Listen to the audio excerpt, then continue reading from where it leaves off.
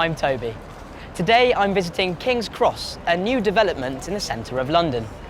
There are building sites like this all over the city. Traditionally, most of London's buildings weren't very tall.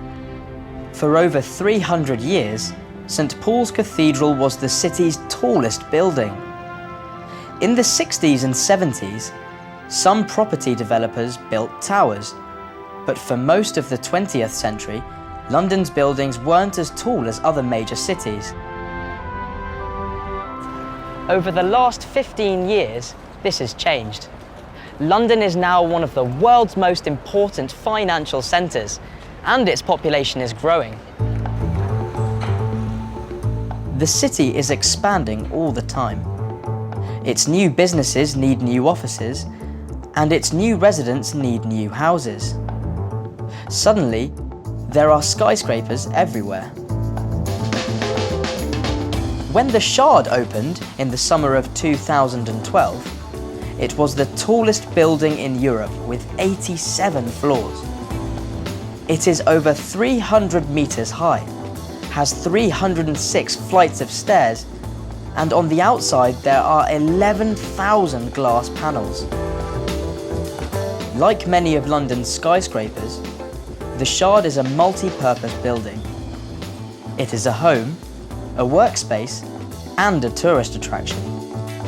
It has offices, apartments, several restaurants, a 5-star hotel, and at the top there's a 360-degree viewing platform.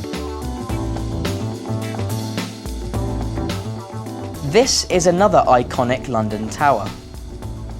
Its official name is 30 St Mary Axe, but everybody calls it the Gherkin because of its unusual structure.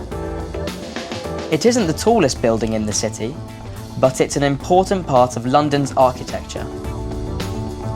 It has 41 floors, and you can find some of London's biggest businesses here. It has become a symbol of the city. Buildings like the Shard and the Gherkin have completely changed London's skyline. This famously low-rise city now has some of the most famous skyscrapers in the world. And building isn't stopping. Property developers are planning to build over 200 towers around the city. But many Londoners disagree with these plans. They say the city can meet the demands of a growing population without towering skyscrapers. This new development at King's Cross is a great example of this. The developers here are building 2,000 homes, 20 streets, 10 public squares and 50 workspaces. Around 35,000 people will work here, but they aren't building any towers. A major part of the development is Google's new headquarters. It will be larger than the Shard, but it will only have 11 floors. Instead, it will be 330 meters long and will sit on a 2.5-acre site.